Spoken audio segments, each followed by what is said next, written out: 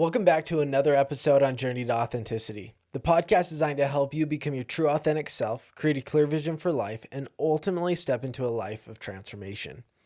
I'm your host, Braiden Belnap. I'm a transformation life coach, entrepreneur, and speaker dedicated to truly helping you transform your life and creating the dreams and the results that you truly desire in this world.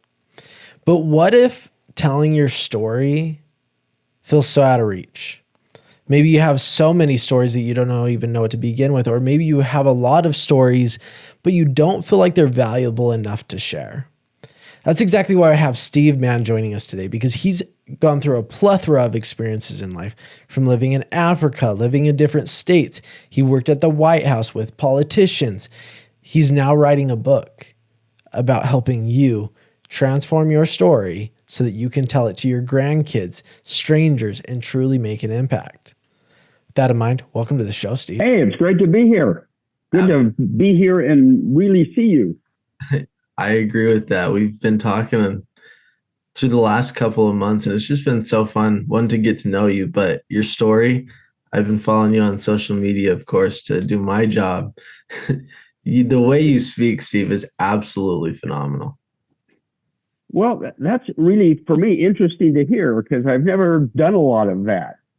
Mostly I've been organizing, dealing with government officials, writing programs, teaching, but not just talking to people about what I do. So that's good to hear that it comes across reasonably well. You speak in a way, you talk a lot about grandchildren and speaking to the younger generation, which I'm excited to get into. But I think that's the mastery of communication, is being able to speak in a way that everybody understands. So I'm really excited to get into this, Steve. But my first question is what initially inspired you to start talking about your story and how to help other people tell their story? Well, like most things, it was a series of things, not a sudden, here it is. I guess the first thing that I became aware of was when my youngest two sons were about 10, we were packing to move to Zimbabwe. And they were going through some files and found some pictures of me with President Ford and President Reagan.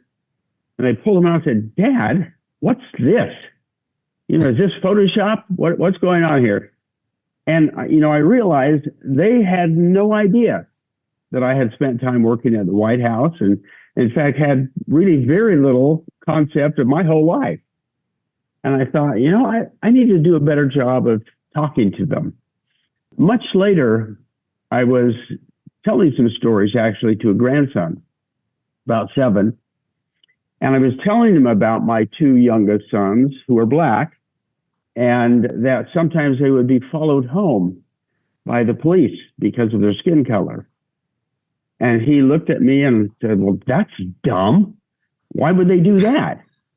And I thought, this is a 7-year-old. How do you talk to a 7-year-old about discrimination and prejudice? But he didn't want to let it go. So we ended up with quite a long conversation. And the next morning, he brought it up with his parents, and the conversation continued.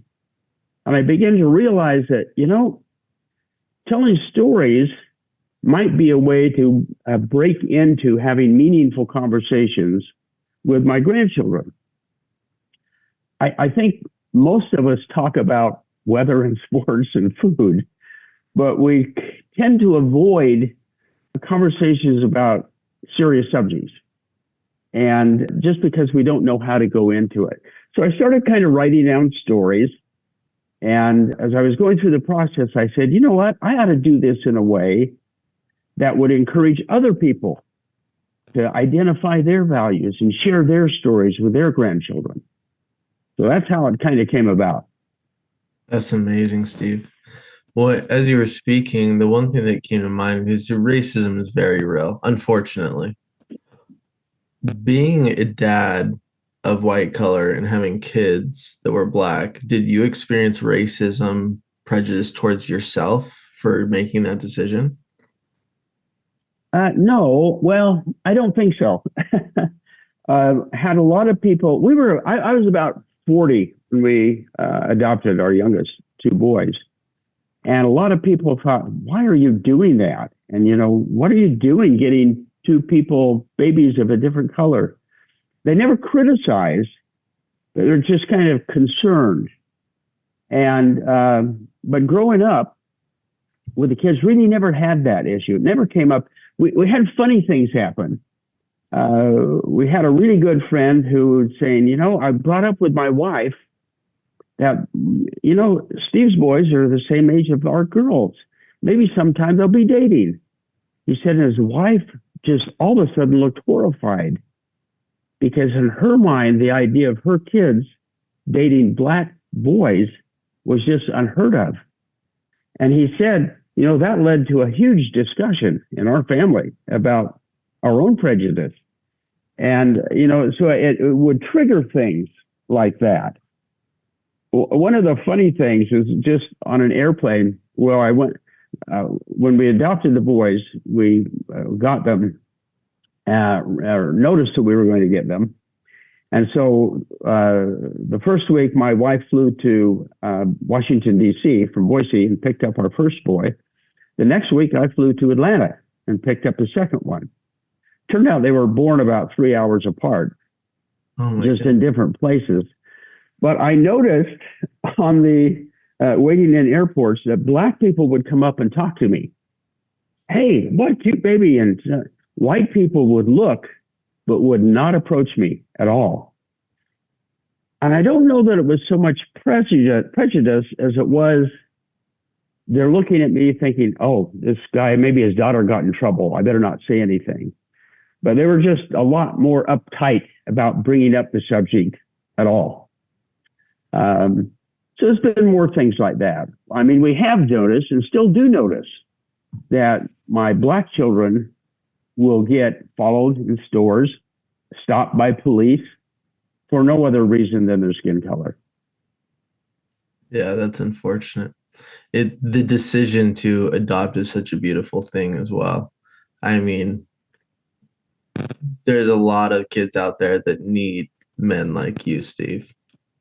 When we first got married, we talked about having a multicultural family, and I got busy with things, had 4 kids, just kind of lost. We moved back to Idaho, and my wife came home one day and said, remember when we talked about having a multicultural family or more kids? And she said, I said, yeah. She said, well, I think I know how to do it now, because there was a family who had that in our neighborhood. And so we started the process and found out we were too old for Asian adoptions, that we were not likely to get any babies because we already had children. And then the adoption agency said, would you consider hardship cases? I said, what do you mean? She said, well, we have right now a lot of black babies and no place to put them. I said, we don't care what color they are. And it's the same thing you said. A kid's a kid. They just need parents who will love them. And, I sometimes get irritated with people who, I shouldn't say irritated, but I do, with people who are having a hard time having children and won't consider adoption. And I kind of say, well, why is that? And they say, well, we don't know what we're going to get. I say, you don't know what you're going to get if you have your own children. They could have some kind of disability. They could have totally different personalities. They could have physical problems. You don't know any more when you have your own birth children than you do when you adopt. And they kind of look at me, but they don't believe it. You're right though, Steve. You really don't know. I mean, you'd like to think that, whether you adopt or whether you have your own baby, you're going to have this, perfect, quote unquote, perfect, if you're listening. Like, perfect is like so different for everybody, right? What does perfect mean? It's going to be different for everybody. But anytime somebody's having a kid, they vision that. And so I understand, but you're right. You don't know. You don't know. And I don't think really you're supposed to. Your job as a parent is to love those children with all the kinds of problems they bring to life. And they will. If they don't, when they're first born, they will as they get older. But that's a parent's job. And it's not always easy. But from my experience, I have 4 natural born children. And I have just as many issues with them and just as many joys with them as I do the adopted children. I couldn't say this group is better than this group because they're just the same. I'll tell you what, Steve, I'll happily admit that, my parents probably had me and thinking that I was going to be a perfect child. And I think I turned out all right, Steve, but I definitely wasn't that quote unquote perfect child. Were any of us? That's a good question. I don't think so. I don't think if we were, we would fall in line with our parents' expectations, and that would be their version of perfect and not our own. Yeah. And it's okay. And their version is drawn from a different time and a different place. Exactly. And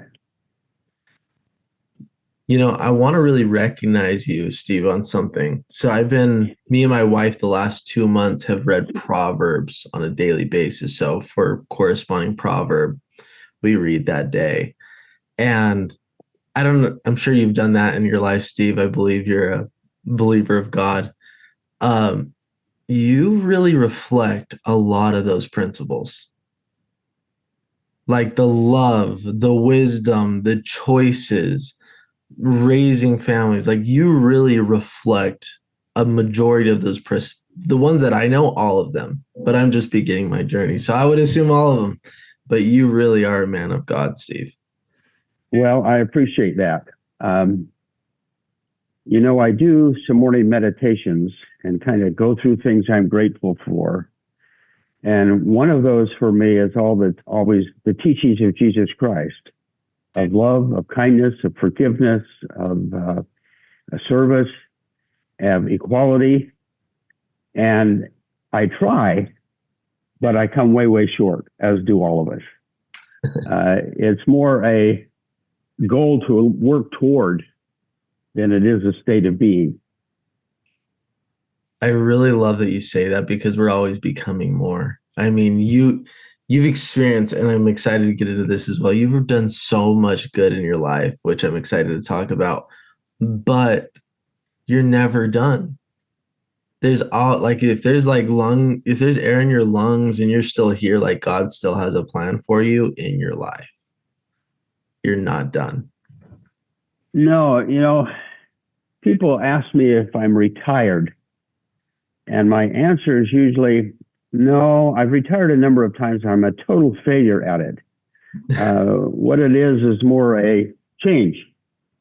And I've had a lot of change in my life from a little boy growing up at a potato farm in Idaho. Lived all over the world, and done work all over the world, had numbers of companies and foundations.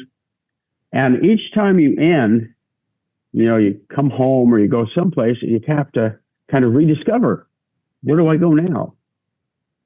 For me right now, and I'm 76, it's in St. George, and I didn't view St. George as retirement. I viewed it as, okay, now what do I do? How can I make a contribution from this position and this age? And that's part of also, I guess, what led me to trying to write the book.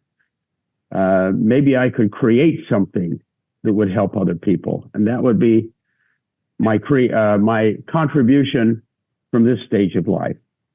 Absolutely. I want to go here, but I'm curious on one more question, Steve. I know Jeffrey, remind me your other son's name. Hunter. That's right. I do remember that now as soon as you said that. When was the moment that you had to have that race conversation with them? Was that hard? What did that look like? It was, we kind of started really early. We were living in Meridian, Idaho, when we got Hunter and Morgan. And that's a very white area. So we started very early going to all of the Black cultural events that we could go to. Food fairs, events in the park. We made some friends and helped them make friends with Black students, the few that there were in the area. We would have other families who had biracial adoptions come over to the house and get acquainted.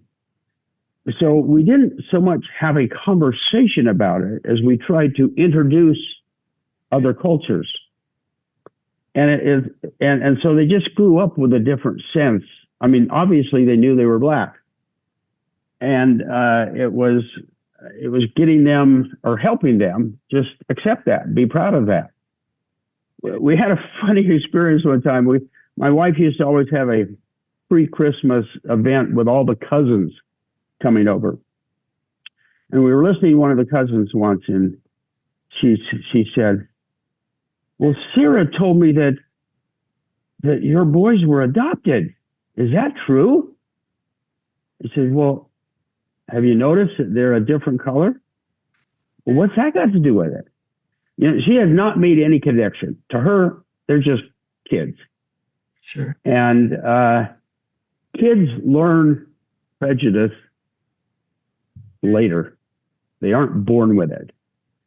And for our boys, you know, when they're, like I said, when they were about 10, we moved to Zimbabwe. So they were suddenly, everybody was Black. And their parents were the odd ones out. And Jeff, in particular, spent, 1, 2, 3, 4, 5, 6, 7, 8 years of his life living in Africa. And so there was a time when they were going to a school or high school that was probably a third Indian, a third Black, and a third white. And, you know, but they had friends from all over. And they didn't fit in any of the categories because they were Black, but they were American. And so they had a whole different culture. And so both boys just kind of, you know, grew up with that. And periodically they'd tell me something happened and we'd talk about it.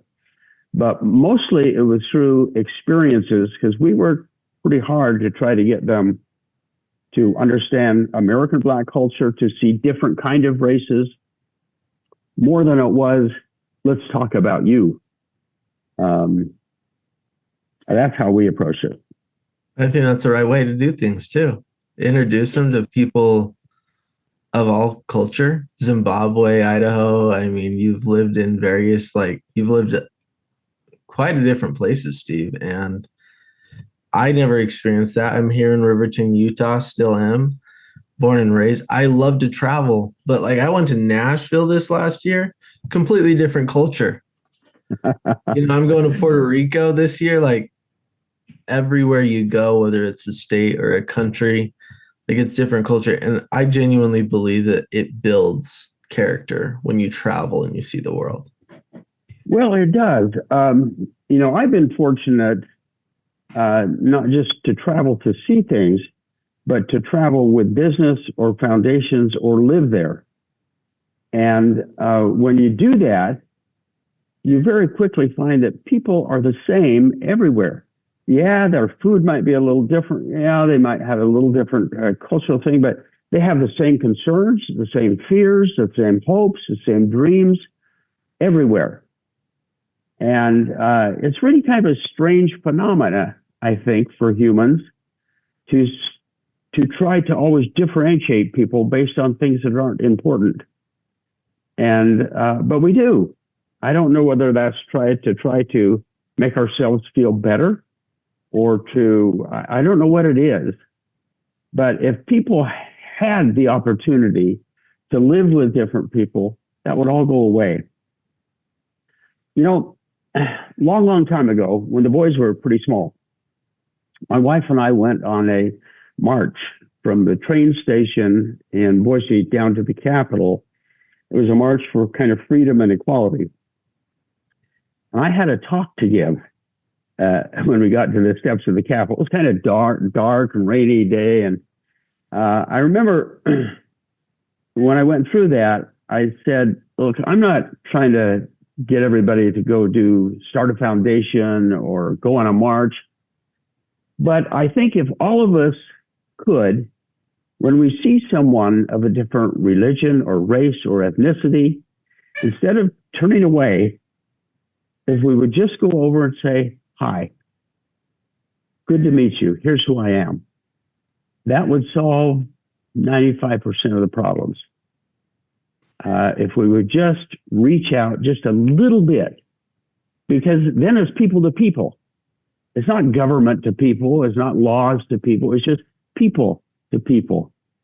And we very quickly find that we are 95% the same. A simple hello can change everything. Absolutely. Yep. I was listening to a podcast the other day with a gentleman that was in the military, and he went on these big missions. And he talked about a specific kill that he did that essentially he often thinks about.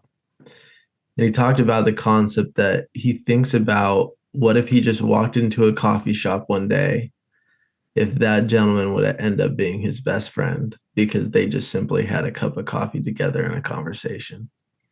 Absolutely. You know, one of my real disappointments is I've spent a lot of years living in the eastern part of Africa. And the east coast of Africa is heavily Muslim. And so when we lived in Durban for about 3 years, Durban was probably, 30% Muslim, something like that. And so, great friends, great people, had a great time. And when the trade towers came down, all of a sudden, everybody hated Muslims. And I thought, what an incredible waste. What an incredible tragedy. Based on the actions of a few, now a whole country seems to hate everybody. And, whenever I got a chance, I would try to say, whoa, let me tell you my experience. Muslims are people just like everybody else. And the overwhelming majority love us and love everybody else. I had an experience one time in a little town called Matadani, and it's north of Durban. And I had been out with some missionaries on a hike, and we came down, and I wanted to show them this little mosque. It was a spectacular, it was just a small mosque, but it was ornate, and it was beautiful. So we pull up, and we're parked across, there's a bridge that goes over to the mosque. So we're parked across this little stream, and we're looking at it, and knock on the window. This guy says, would you like to come in? And I said, wow, we would love to, but we're kind of dirty. We just got back from a hike. And he said, no, that's okay. Come on in. But you will need to, take off your shoes and wash your hands. And so I come in with all these boys. And he says, just wait here until we're done. And they're all finished their prayers. And as soon as they were done, they come back, greet us with open arms. And they said, you know what? We love you're here. Jesus is one of our prophets. And our teachings are so much the same because we all have Abraham as a father. And we just love having you here. Feel free to come in any time. I'm sitting there thinking, boy, I hope we can be as accepting and as outreaching as they have been to us. I don't think we are. Unfortunately, no, Steve. And it goes to like cultural, right? Some things in culture, as far as I'm concerned, are truly serving. And some things in culture is not so serving. Yeah. And we need to lessen that gap and really come together. And like you said, just say hello, just be welcoming. Not be afraid. Yeah. As far as I'm concerned, it's like Jesus Christ. If he was here today, it wouldn't be like, I'm just hanging out with these people over here. Like this is my crowd. No, he'd be hanging out with the bikers, the people tattooed head from toe. Like he would be hanging out with everybody. Yeah. Everybody has a story. And this is the one thing I'll talk about impact. People that I coach one-on-one, end goal usually comes down to impact. that impact may look different. But what I'm very clear on with every single person, why I love what you do, Steve, is that the best way to make an impact is to simply share your story. Yeah, share your story, interact, do something for somebody else. And that changes our perspective. And I would love to expand on that, because there's helping and there's serving, right? Helping, and what I clarify is helping is my mom calling me and saying, hey, bud, I need help moving some boxes from this room to this room. Can you help me? And of course, being a good son that I am, love my mom, I'm a mama's boy. I'll go over there at any time, drop what I do, and I'll go help her make that happen. The difference between helping and serving is when you go out of your way to help somebody else with no expectation. Yeah. When you start serving this world, it becomes such a beautiful place. Well, and most of us are, or think we are, too busy. You know, I can't stop to talk to that person because I've got to get to this appointment. Or I can't maybe help them pick up this package. Somebody else will do it. And so we kind of isolate ourselves and we view straight ahead and we only see what we want to see. And we don't look to see this person over here and offer to help. We don't look to see that person over there, part because we're busy, but part because we just don't want to break out of our little tunnel. Absolutely. So I want to get back to your story, Steve. I know, and you've mentioned that you've started charities or organizations, companies. It takes, especially when you were getting into your the beginning of your work career, it was a different time of entrepreneurship and starting exciting things. What was your inspiration for entrepreneurship? Well, I was really fortunate to go through the master's program in organizational behavior when it very first started at BYU.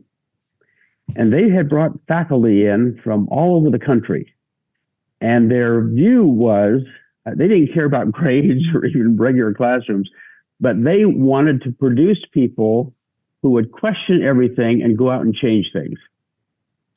And so I learned a lot from them. I'll give you an example. I had a class from a professor named Bonner Ritchie. And you take the first part of a week and you'd read everything on a topic. Say that was environmentalism. And then you'd read everything on the other side, and then you would debate it. And the next week would be or next 2 weeks would be a different subject. I remember going into Bonner and saying, he asked me the question. He said, well, how do you like the class? I said, well, I really love it, Bonner, but I also hate it. And he said, why? He said, well, I said, I love being passionately devoted to a cause. But when I understand both sides, it's harder to do that. And he kind of smiled and he said, Steve, that's a role of the educated man, to try to keep the sides from fighting each other while you can help them come to some kind of a solution. So early on, I got a lot of ideas on things that I would like to do. And I think when you have ideas or you have dreams, you just kind of see opportunities that would take you closer to those dreams that maybe other people wouldn't see. And I early on felt that I wanted to do something in Africa. And so I didn't say, here's step 1, 2, 3, 4. But when the opportunity came for me to build an international corporation with a company, I took it, even though I knew nothing about it. Or when the opportunity came to go to Africa, I took it. And it was kind of one thing leads to another, leads to another. And I think maybe what I brought to it was a willingness to take some risk. And because you can have your dreams and you have the things you would like to do, but if you don't take that step, and sometimes that's a little scary, nothing happens. I'd also say with taking risks, you have to have the right spouse. When I had come back from Africa on some humanitarian business we were doing, and went to a meeting that was turned out to be a meeting to try to talk to people into going on missions. And halfway through, I turned to my wife and said, "We can't do that with 6 dependent children, but who cares? Want to go to Africa and see if we can make a difference with AIDS?"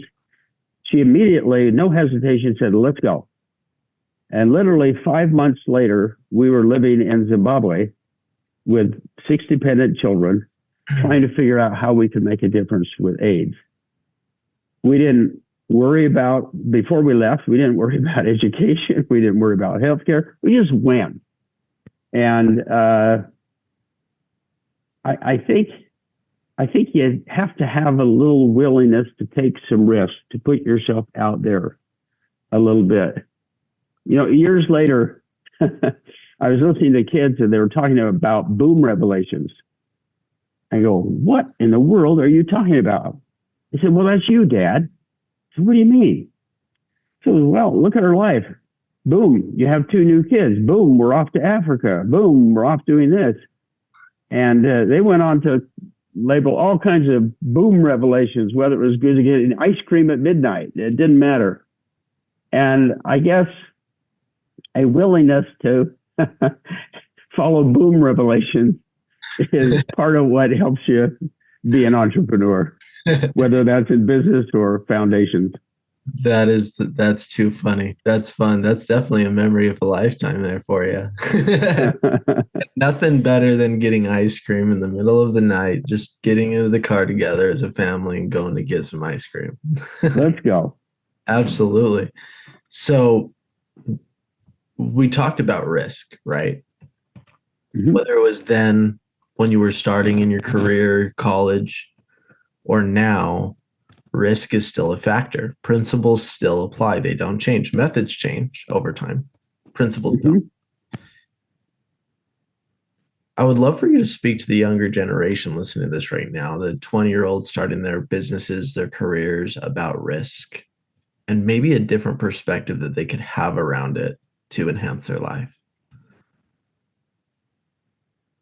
Well, I guess first, I hear, and I'm sure that generation hears a lot, lots of negative stuff. This generation doesn't do anything. They just sit there. They don't, go off and take risks. They don't go off and do things. And, the world's going to pieces. And why couldn't they be more like us? And I don't buy into that. I think if you have any perspective, well, let's look right now. I was out at a Black Lives Matter march, and I come back, I'm telling people this, and I hear people saying, "Oh, look at that, Black Lives Matter, the whole country's coming to pieces. Look at what's going on, it's the end of the world." And I'm thinking, where were you in the 70s?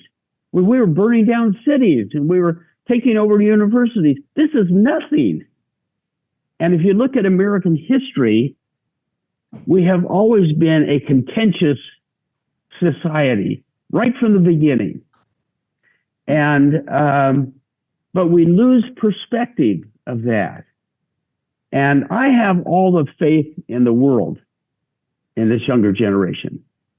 They will find the mistakes that our generation has made, and there's certainly enough of them, and they'll figure out how to deal with it. Maybe they'll figure out in a different way. They don't have, in some ways, some of the same opportunities I did. It's a different world economically, socially, and I can't solve those problems because I haven't grown up with them like they have. But I have all the confidence in the world in the younger generation that they'll figure it out in their own way and make a difference. Now, I'm not sure I answered your question, but they'll find a way. And I guess my advice, if you want some advice from an old man, is dream dreams and then take action on it. And even if it's just taking a little step, that little step to your dream will get you closer to making a difference. I used to teach youth classes a long time ago, and I get them all, and we didn't have whiteboards and all this fancy stuff. We just had a flip chart. I say, okay, I want you to write down on here your best dream. And they would write down all the things they thought I wanted to hear. I want to go to school. I said, no. That's not what I want. I want what you really are thinking, what you dream about in the middle of the night. So they get a little better.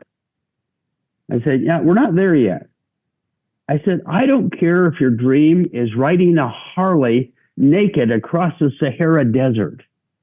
I want your dream. What do you want to do?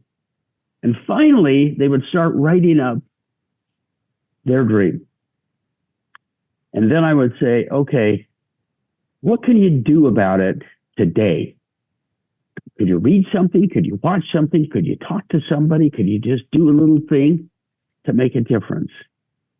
And then they would get thinking, and they'd say, well, maybe there are some possibilities. Maybe I can do things. And so that's what I think that generation needs to do, or could do, is let their dreams go and find ways just to take little steps. That's amazing, Steve. Absolutely. I couldn't agree more. A follow-up question to that is, what I find as I coach these individuals and I speak to the younger generations, it's oftentimes the first step that people don't take. And when they take that first step, they keep going. Speak to that person that fears taking that first step towards their dreams. What words of wisdom can you give to them that first step is so worth it? I hear a quote from Layla Hermosi, and she says, "Fear is a mile wide, but an inch deep."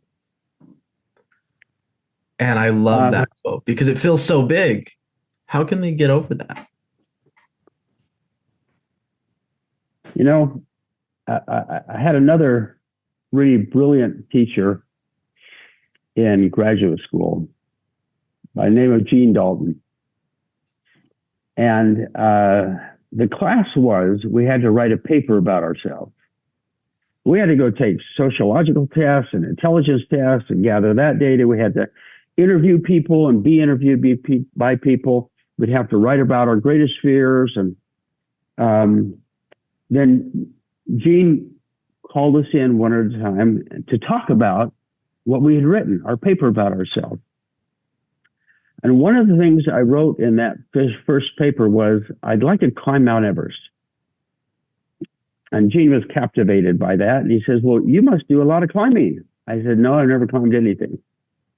He said, well, you must do a lot of outdoor stuff. I said, no, I really don't do that either.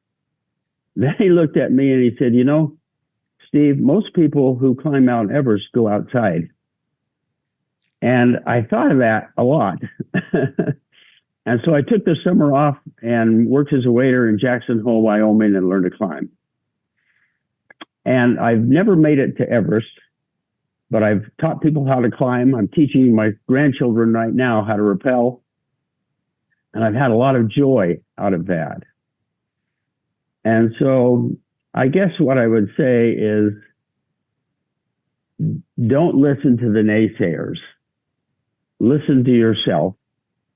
Listen to your dreams and just do something to get yourself a little closer.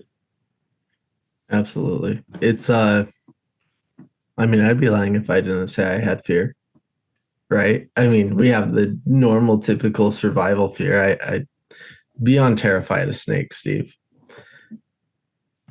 So what my goal was this last year, like terrified to the point, like, I don't know why, but and I should look into it more. Snakes are my deepest fear. And I like to like punch fear in the face. Like, no, you're not going to control my life. So last year I had the goal of holding my snake for the first time to start to break that fear.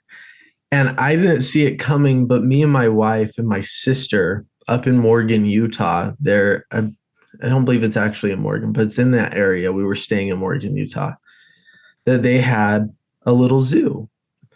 And super cool. I probably will never go to that zoo again because it's not necessarily the greatest, but it helped me break my fear. I was there, and there's this gentleman walking around with a snake, offering to like people to hold it. And I didn't see it coming. And I had a wave of like this fear of like, oh my goodness, I can't do it. It's going to bite me. And all of these irrational things of what would happen or what will happen if I hold that snake. Right? Our brains either go to best case scenario or worst case scenario. It's the survival way of the human being. Fight or fight. You bet my sister and my wife took advantage of that. Like, this is your time. This is your time. And at first I was like, no, no, no. The moment I held that snake, because I said, you know what, I'm doing it. This is my time. Like, it came out of the blue. Sometimes opportunity presents itself when you don't realize it in your life. I held that snake and I loved it. I'm still scared of snakes, but it was one of the coolest experiences, and I'll never forget it. Yeah. I'm holding this snake and I'm not dead. Exactly. Like, oh, I'm actually okay. And that's how all fear works, is it feels so big at first. Whether it's getting on your first plane, holding a snake for your first time, whether it's jumping into that goal of yours.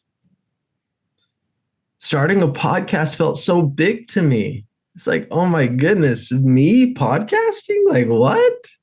It is big. And man, when I jumped in, I loved it. And that's how fear usually is your fear is usually what you genuinely want to do. And that's why it feels so big. If it wasn't what you didn't want to do, you wouldn't fear it. Yeah. Fear is a direction that we must go because it'll only help us to become more, to achieve more. And the moment you jump in, you're going to have a good time. And the more I think that you do jump in, the greater tolerance for risk that you have. If you never take that first step, your tolerance for risk never grows. But if you do take that first step, hey, I'm still alive. I'm holding a snake and I'm not dead, or whatever it is. I flew in an airplane and it didn't crash. But we have to do that first thing. You know, there's a story. What's the name of the book? It was written a number of years ago, probably 20 years ago now, by two black sisters. They were both in their hundreds. They had grown up in Reconstruction time. One became the first black woman dentist in New York. And one of them used to fly out to visit grandchildren all over the country. The other one would not get in a plane. And so the interviewer, when they were putting this book together, said, well, the Delaney sisters, that's who they were. Says, well, why won't you get in a plane? She says, well, when you're in a train and it stopped, well, there you is. When you're in a plane and it stopped, well, there you ain't.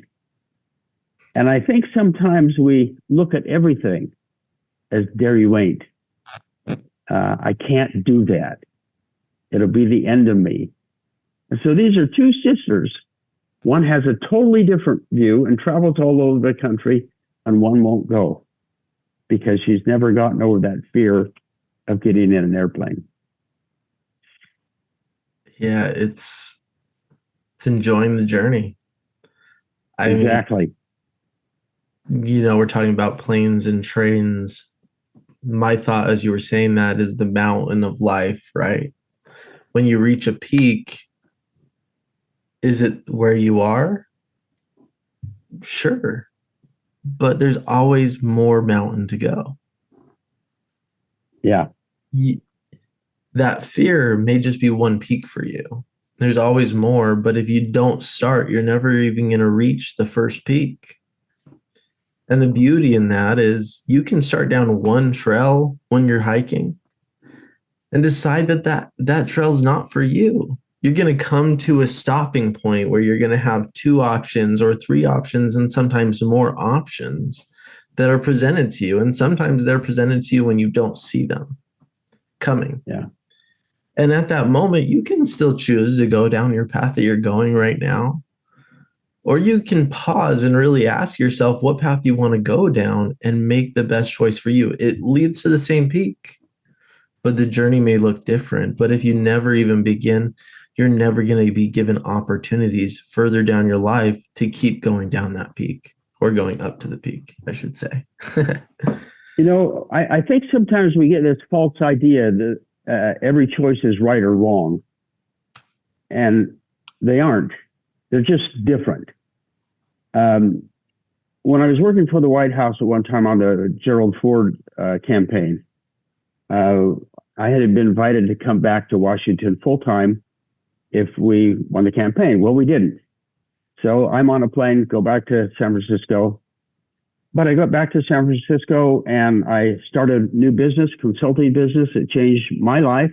Find my wife, started a family. Was that better or worse than if I had gone to Washington? It wasn't. It was just different. And I think sometimes we got to get through that. I've got to make the right decision. There used to be an author, and his name was Tom Peters. And he wrote what was at the time the best-selling business book ever written, called Toward Excellence. And I worked with Tom on some programs later, and one of his favorite sayings was, "Ready, fire, aim."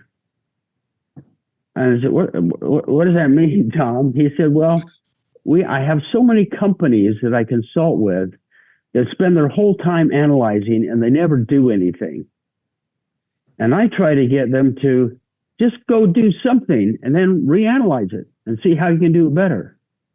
If you do something, then you can look at what you can do better. But if you always analyze, you never get anywhere because you never flip the switch and make a decision. So don't be afraid you're not going to be perfect the first time you do something. You're not going to be right every time. You're going to make mistakes. But that's how we learn. Look at a baby learning to walk. I mean, they fall down more than they walk. And they hit their heads and they break things but they keep getting up and keep trying again. And that's how they learn to walk. And somehow we give that up as we get older. So I can't make a mistake. I can't make a mistake. Well, if you want to experience life and have more joy, you got to go make mistakes. I remember when I was learning to snow ski, the guy who was teaching me says, if you're not falling, you're not learning. And I think that's really true. If you're not pushing a little bit, now you can make some big mistakes, but we learn from those too. And but if we get so paralyzed that we're of making a mistake, we don't do anything, we lose life. Absolutely. You've said it best, Steve. We've talked about so much today. We've talked about raising your kids. We've talked about travel. We've talked about entrepreneurship and fear. We've talked about storytelling with grandchildren. We've talked about your experience in the White House. You've done so much, Steve. I'm sure as you're writing this book, you're trying to piece all this together and really get it into a good book because you have a lot to share. With that, how are you telling your story about all of this to your grandchildren, and how can the parents and the grandparents of the world start to tell their story? Some years ago, I wrote about 100-page life history. because my wife insisted that I do. Nobody ever read that. So in this book I have written, I kind of identified 7 traits and 4 beliefs and 4 principles that are important to me. And then I illustrated those with stories from my life. And after each story, they're just short, I say, what do you learn from this? What are your thoughts about this? What stories do you have? And what I try to do in the book is teach people how to identify their own beliefs, because often we haven't done that, or clarify our own beliefs, and then try to think of stories from their lives that could illustrate that in one way or another. Now, you don't sit down with a grandchild and say, okay, I want to give you a lecture on being kind, or that's not going to go anywhere. Nobody wants another lecture. But if we tell a story from our own life, say, when I was 14, I did this and here's what happened. Oh, wow. And then you go, what do you learn from that? Or have you had an experience like that? All of a sudden, now you're into a conversation with however old that grandchild is. And what I've tried to do in the book is by explaining the concept a little bit, telling a bunch of stories, asking them to reflect, giving them the idea that they can do that too. And if they go through the book, they kind of end up with a resource book for themselves, a list of stories that they could tell, a list of things that are important to them. And that makes it easier to get into a more meaningful conversation with their grandchildren. I think it also does with not just with grandchildren, but if we look at our own family and friends, how many of us are terrified of talking about anything important because we're so polarized? How many of us in our families right now won't talk to each other because we're at different ends of the spectrum? And that's really sad, because if we stay at the different ends of the spectrum, we're never going to understand each other. So part of in the book, I try to get them to apply these things they've learned about storytelling, about listening, about identifying their ideas, to how could we maybe open a conversation with a family member, Uncle so-and-so, who's way over here to the left or to the right. Open a conversation, try to understand why. Or with a neighbor who has a Trump or a Republican or a Democrat flag flying and has different beliefs than yours. But how can you open a conversation and talk about those without turning into a fight or finger pointing? But as a country, we've got to learn how to do that, or we're not going to solve our problems. And so part of what I've tried to do in the book is get people to look at how they can apply these same things to their neighborhood and their family. So can you share some of that insight? Because that's a big thing in today's world, is very polar belief systems. I mean, I certainly experience, I'm sure you experience it, Steve, but friends not wanting to be friends with somebody else because of their belief patterns. How can we break that in our families, our friends, our neighborhoods today? I'm with every Monday, I have a group, and they're all people my age. They're 70s, 80s.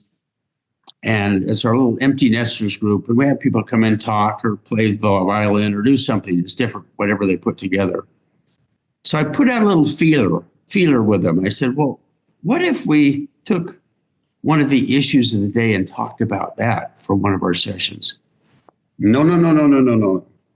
Somebody might get upset. We might hurt somebody's feelings. So I dropped it. When I get the book done, I'm going to give them all a copy and say, read this chapter. Let's try one more time. How could we talk about it? Because isn't that who we want to talk about? or talk to? Isn't that who we want to learn from? This group is filled with geneticists and nuclear physicists, people who have lived all over the world. And even that group of people don't want to talk with each other about important things because of fear we'll alienate each other. But we've got to find a way to do that. And so there's a whole chapter in the book on how to do that. I think the world we live in right now with 24-hour news and algorithms that push us to the right or to the left make us more polarized than we really are. When you start talking to people, it's just like different cultures. 95% of us are right here in the middle. We want the same things and we see it the same way, but we have been led to believe that we're over here or over here, and that you can't talk to the group over there. I used to love that old Dr. Seuss book of the star-bellied Sneetches. I don't know if you can remember that, but we had a group of Sneetches who had stars on their bellies and a group who didn't. And the group had stars, made fun of the group who didn't. And then a guy came along with a machine that could put stars on the bellies of the Sneetches who didn't have them.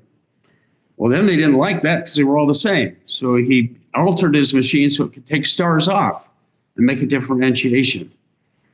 But the Sneetches finally gave up and just started talking to each other. And I think in our world today, we view people as they've got stars or they don't. They're like me or they're not. And if they're not like me, I can't talk to them. And I think to some degree, social media pushes us further into that kind of a belief. And I just am a firm believer that we need more peacekeepers. We need more people who can take both sides and find a way to put them together and learn how to talk without acrimony, learn how to listen, learn how to ask questions, try to have a conversation for understanding, not for conversion. And we've got to relearn how to do that. Absolutely. So I have a follow-up to that, Steve. So, right, I love that. As soon as you told it, I was like, oh, yeah, I totally remember that book. That's a good one. I love Dr. Seuss books. They're fun. Obviously, we're seeking to understand. And that's like the fundamental of any conversation, whether it's a conversation with a stranger or your mom or your friend group. So understanding is crucial. And the truth is, what I realize when people are willing to have these conversations is a deeper love as well for one another when done in the right way. Now, you mentioned not to seek to convert. Do you feel like there's any time that in a conversation where it's just a friendly conversation about different belief patterns, should we seek to convert if we feel like we could help this person see a different point of view? Or should we just stick to the understanding? You know, I think in the beginning, we have to put conversion out of our minds a little bit and go with understanding. I think if you talk to somebody, and you may even set it as ground rule, right when you start, say, look, I'd like to talk to you about this subject because I'd really like to understand you and why you view things that way. And I'm not trying to convert you, and I don't want you to try to convert me right now. But I want to understand if they really believe that that's what you're trying to do, and if that is what you're trying to do, now you can have a conversation. If they believe right from the beginning you're not interested in what they believe or why, you're only trying to convert them, you're not going to have the conversation at all. And so I think we have to start with, let's try to understand. And let's just try to listen. You know, when I first went to Durban, it was as a mission president for the Church of Jesus Christ. And about half my missionaries were black from Africa, about half were white. And I found early on that they were having and had been having real issues with each other. So the first thing I did was call a black caucus. I said, okay, guys, what is it that's going on here? Tell me what's happening. And they would talk about feeling disrespected, feeling like their companion wouldn't listen or didn't understand them. And so then I had a white caucus. What are you hearing? What's going on? Well, they do this and they don't understand and they don't, we don't talk anything. Basically the same things. And so then I put them together and say, okay, here's what I'm hearing from you guys. That's not okay. If you're going to try to go out and exemplify the life of Christ, you can't not get along with each other. So let's sit here and talk about it. Well, then they started talking. A little story that came out of that is I had one companionship, and the one companion, white, was really upset with his black companion because in his view, he didn't do the dishes correctly. And that led to all kinds of problems. Well, when we got them together, the black companion had only ever cooked with an open fire in a pot, kind of like we do Dutch oven cooking. And as you know, with a Dutch oven, you don't scour that thing. And he didn't either. Once the white companion understood that, he actually had tears in his eyes because he realized what a problem he had created because he never took the time to understand. And we just have got to find a way to reach out and listen and understand before we can get together. So amazing, Steve. That shows your ability to lead up people in those conversations as well, and why you're doing this book. This book's going to make such a big impact. I have one ask, though. That's when it's all said and done. I want to obviously pay you for the book, but pay you for shipping for a signed copy. I would love that from you. Well, that's great. It's coming pretty quick. If things go as planned, it'll be available for pre-order on Amazon June 1st and available for order about June 20th. And so they can't go on there now and find it, but if they go to my Instagram or Facebook, or even now we're about to launch a website, just as steve-mann.com, we're going to be posting when the book's available, where they can get it. And that's my hope.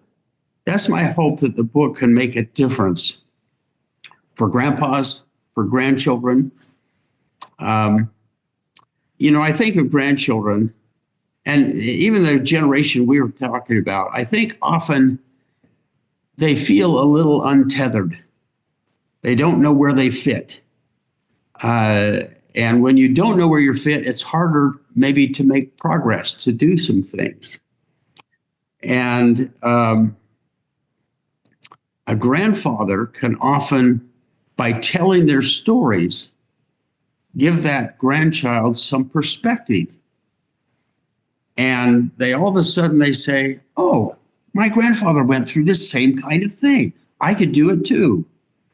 Or they hear it not just from reading it online or hearing somebody lecture it, they feel it. This is part of me. And I'm connecting with my grandfather. And that will help that child get through things or organize their life a little better. I was saying to a guy not too long ago, we were talking about this. And I said, you just told me this great story. Have you written that up anywhere? He says, no. I said, well, you really should. Well, so I said, look, think of a great-great-grandchildren who you will never meet. And they're conflicted, or they have issues, or they don't know where they fit. And they can read your story or hear it. That could make all the difference in their lives, because it would give them some perspective and a little bit of feeling and who they are and some connections.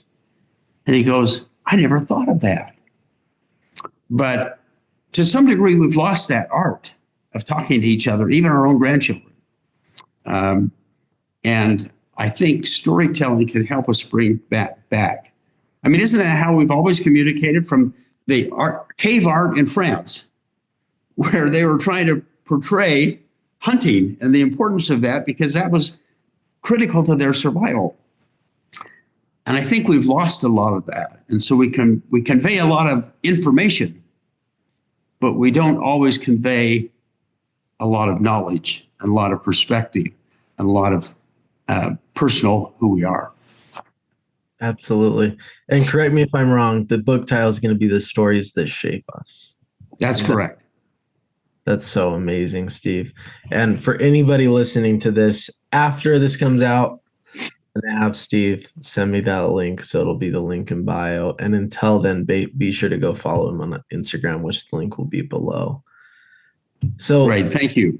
let's fast forward, Steve. This book is launched. What's next for you?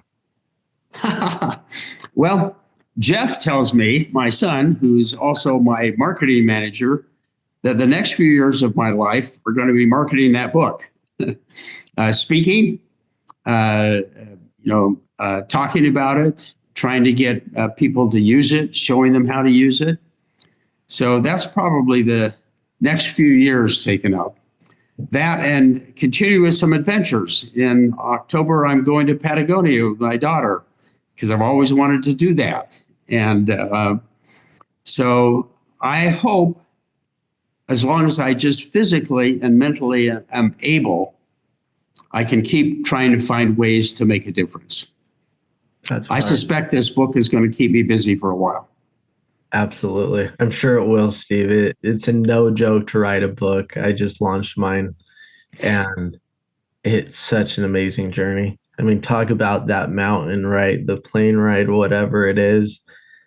It certainly is a mile wide, but it's an inch deep. And anybody that wants to write a book can in today's world. I just encourage anybody like yourself that's writing a book to write it from an authentic place and not just have somebody write it for you. You're right. You went through the journey writing your book. And boy, it has been a journey for me. What I first thought about was writing stories. It wasn't, and then it was, as I went through the process, well, wait a minute, maybe I could talk about my values with it. And then it was maybe I could teach others how to do this. So I changed and it changed along the way. And AI can give you AI ideas, but it can't write the book for you. Not and I think people, just like everything else, they're terrified. Well, why don't you write a book? Can't do that.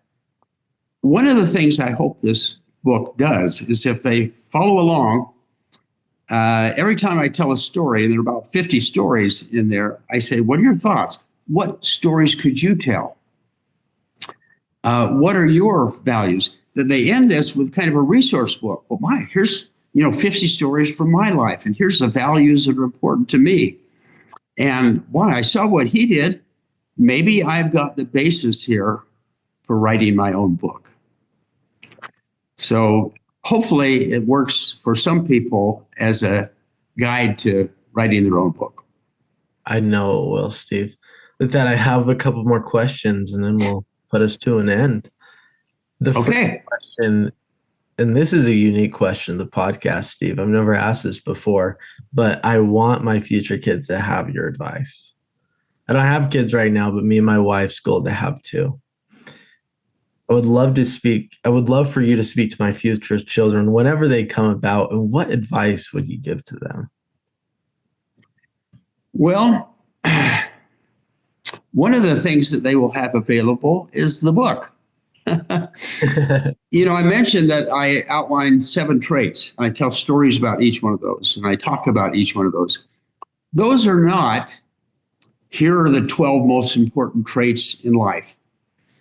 They are the traits that have made a difference in my life. There are dozens and dozens of other traits that are important, that may be more important to somebody else, but these are the ones that are important to my life, and stories from my life that kind of illustrate those traits. So your children and grandchildren could read this book and just read the stories and have fun with them. A lot of them are pretty funny. A lot of them were kind of, boy, my grandpa was pretty dumb, you know, mistakes that we all make. But I think more than the kind of life history I wrote, by telling stories and connecting them to something, my grandchildren will have a much better idea of who this guy really was. And I think even your children, you could take this book and say, hey, I got this new book. It's got some stories in it. Let's read a story here. What do you think about that story? What does it make you think of? Here's what I think of. Do you have a story like that? And all of a sudden, you'll be telling your stories and highlighting the things that are important to you. I love that, Steve. Thank you so much. And to the young entrepreneurs out there in this world, what is one last message you would leave for them? I think my message has always been, when I've been doing leadership training, is two things: dream dreams and take action. You know, I was up at 3 o'clock this morning because I woke up with ideas. So I write them down. And I usually write them down and email them to myself or text them to myself so I have them in the morning. But I'm a firm believer that everybody can make a difference. And they can do that by following their dreams.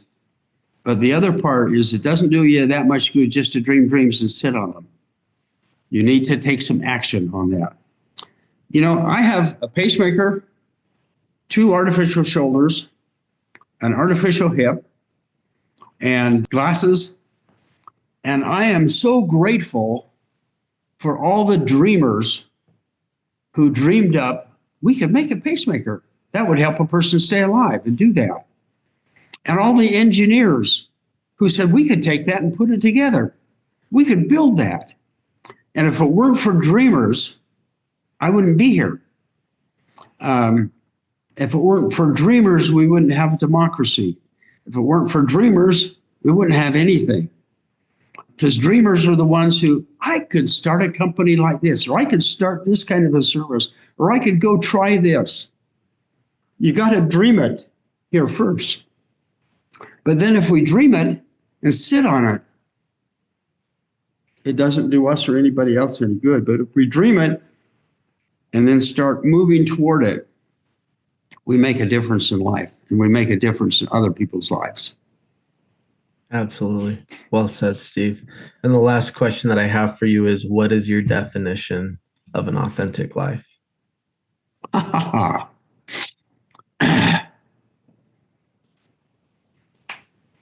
That is an extraordinarily interesting question. I think that we tend to be driven, whether it's the school system or families or society or the internet, we tend to be driven to what other people think we should do. And that is seldom satisfying. I think it is most important to constantly be asking who we are. Who am I? I don't have all the answers yet to who's Steve Mann. I'm still developing them. And hopefully I am always developing them. But we've got to say, who am I? And am I doing things that are true to that vision of who I am? If honesty is important to me, am I honest? Well, wait a minute. I don't tell outright lies, but am I honest in my dealings with other people? Am I honest? If dreaming is important to me, do I dream? Do I write those down? Do I do something about it? So I think we have to be constantly saying, who am I? And part of that is, who do I want to be? And then, am I doing things that are going to get me closer to that vision of who I am, who I want to be? And that becomes the more authentic life. You're never going to achieve it. but you're going to get closer all the time. Your vision of that is going to change, but you're going to get closer to that all the time. Absolutely, Steve. And the last thing that I'll leave with us is my favorite quote of all time. If you're here, you might as well become who you're destined to be, to do the things that you're destined to do. Yeah. Thank you so much, Steve. You've been absolutely amazing. I'm so excited for this book to come out, for myself to read it, and the people listening today to go share their story. Well, I'm excited for it to come out just so I can hold it and say, like my 3-year-olds do, I did it. I did it. It's a feeling, Steve. It really is. I promise you that. It's been great fun talking with you. Thanks so much, Steve. Thank you again for listening to the Journey to Authenticity podcast. If you liked what both myself and Steve had to say, be sure to subscribe and leave a review. This helps to ensure they get the highest quality, most interesting guests to help you transform your life. Also, while I have you here, we talked all about stories today. And what better time to start writing your future story than now? Be sure to go grab your copy, The Code of Transformation, the link below, or Amazon.com, so that you can truly transform your life, become your best self, create your dream life, and ultimately build the relationships that will help you accomplish the life that you dream about. Have a good rest of your day, everybody.